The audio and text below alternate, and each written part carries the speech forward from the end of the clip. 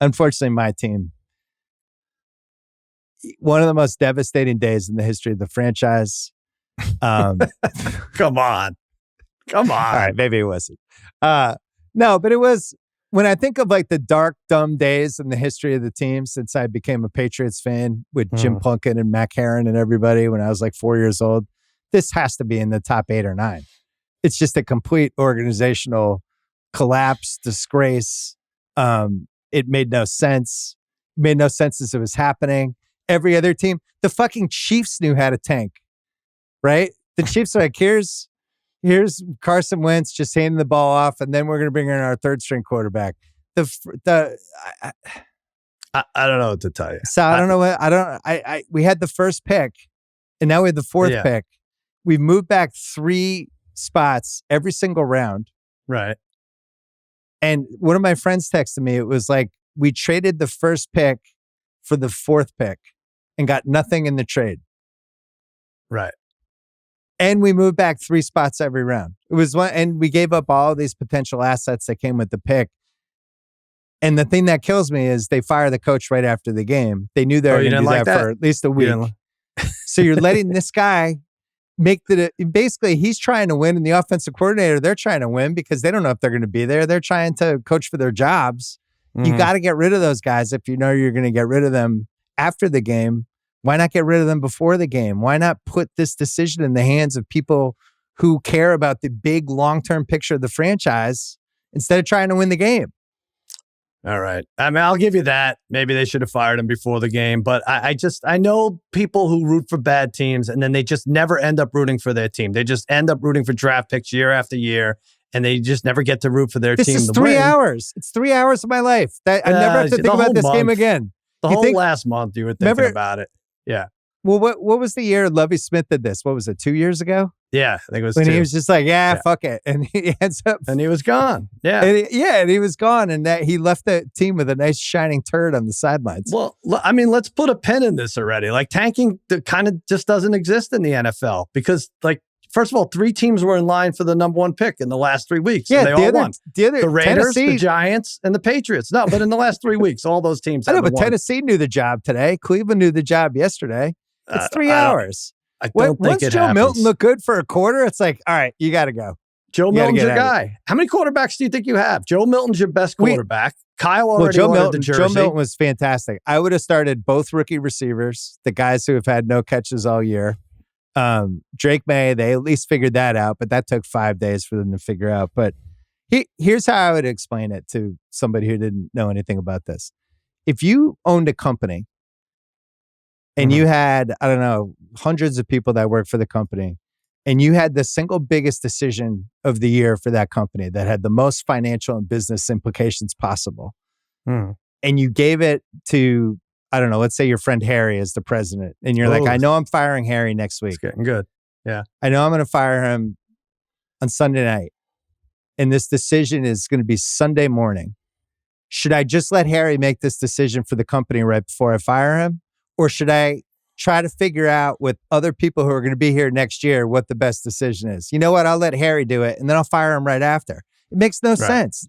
No normal business operates this way. You don't turn over the biggest decision of your year. Business. It's not. This was normal. You just have to lose the game. You shouldn't have hired Harry in the first place, is what I would say to you. But it's like, and you got people paying to watch this business on a given day. All of them were rooting for them to lose. I don't know. Not Kyle. He's got the Joe Milton jersey. Kyle was devastated.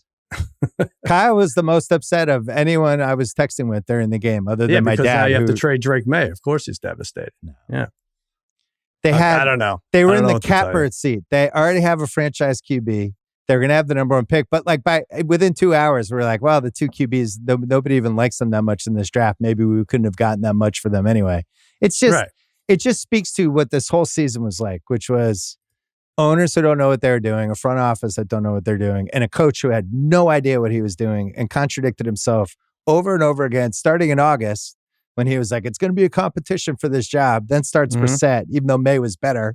And then 4 weeks in, he's like, well, May was playing better, so he's got to start. It's like, well, wait, you actually said that wasn't what we were, but now and it was just contradictions left and right, and he deserved to be fired. Listen, That's fine. But now you have 3 coaches in the last 3 years. You're like the Panthers with the one and dones. Congrats, you root for the New England Panthers. And now it's like you can't talk about Patriot lore and we have grit and we're gonna go. We have staying power and all that. You're that like left with everybody Brady, else. unfortunately. I know we're like everybody else, but That's we all. had a chance to have a franchise QB in the number 1 pick in the draft. Mm-hmm. You got it's the pick. 3 hours out of your life. We do this all the time in basketball. It's like, oh, these 2 weeks are going to suck, but it's all going to be worth it because we'll be in this spot after it's done. This was 3 hours. I think it's very difficult to get tanking to work in the NFL. Buffalo did it.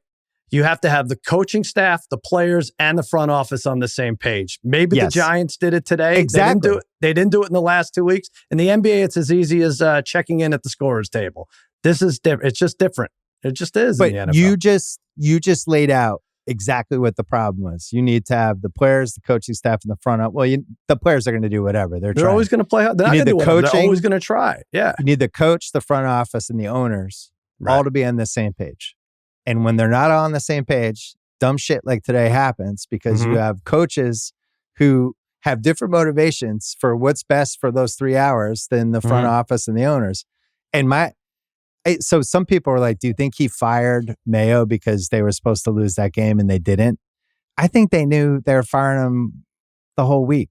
They had like this long statement ready, an hour and a half after the game. But this is what the whole year has been like, dating back to the Apple doc, dating back to this process of hiring a coach that was never a coordinator before, not really hiring a GM, not spending money. And this was the worst team in the league that somehow doesn't have the worst pick. But take me through it. What's involved in losing today? Like the Bills play Josh Allen one play, right? Or one series, whatever. So the Bills bring in Trubisky. Trubisky's like actually pretty good. And they're like, all right, got to get. The Bills wanted us to win. They bring in Mike White and they're just handing the ball up over the middle so they can give the ball back to us. So it's a staring contest. So like maybe, I don't know, you know, it wasn't like you started everybody. You were throwing bombs every play. It was just a weird game where both teams Joe Milton was great. And by the way, kudos to Joe Milton. He was awesome. This was his one chance to shine. Yeah, he's your guy. And he was really good. But this is really why you need a fourth quarterback. This is where you need a Bailey Zappi. You need a Nathan I guess you could Peterman. just take a knee. You could take a knee every play, but whatever. Well, but this is when the offensive coordinator is not on the same page. And it's like, can you just keep handing the ball off and have guys run into the middle line? Can we just keep doing that for a while?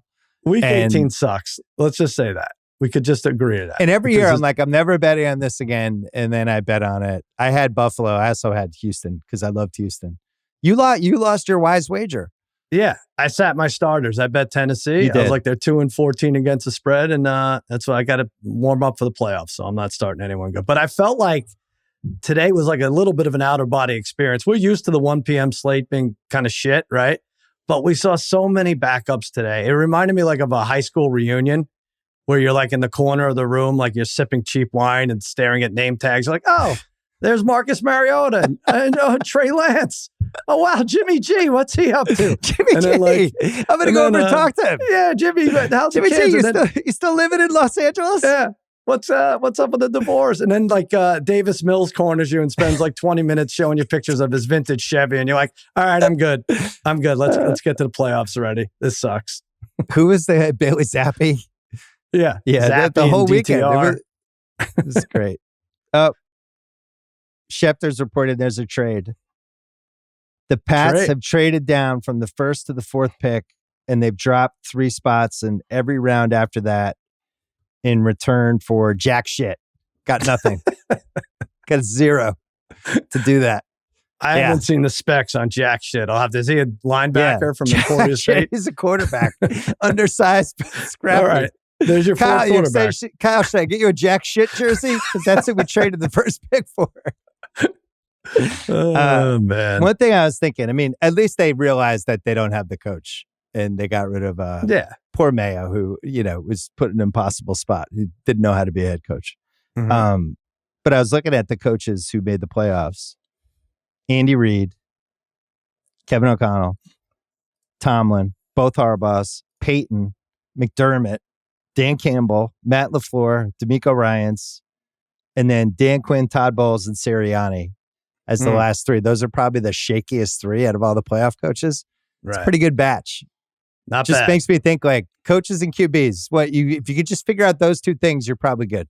Yeah, that's a good starting point. I'm hoping Love is 100%. I'm hoping Hurts is 100%, so we don't waste a couple games in there. But it seems like all the quarterbacks, most of them will be solid. Got so Herbert the Pats, in there. Yeah, I think Vrabel is probably the favorite because he was Patriots Hall of Famer, and I think he wants a job, and he has a relationship with Kraft, and he's a fucking awesome coach. And I can't believe he's available. I don't know why somebody hasn't already hired him, but you think he used the Jets to nudge the Patriots to get that firing today? No question. Well, that's probably the bigger reason they fired Mayo then today. Yeah, because 5 teams are going to want him. Flores would be interesting too because he has Patriots DNA, was with the team, really good coach, coach somewhere else, so would it be his first job? Those would be my top 2. But Vrabel, I always thought Vrabel was a top 7, top 8 coach.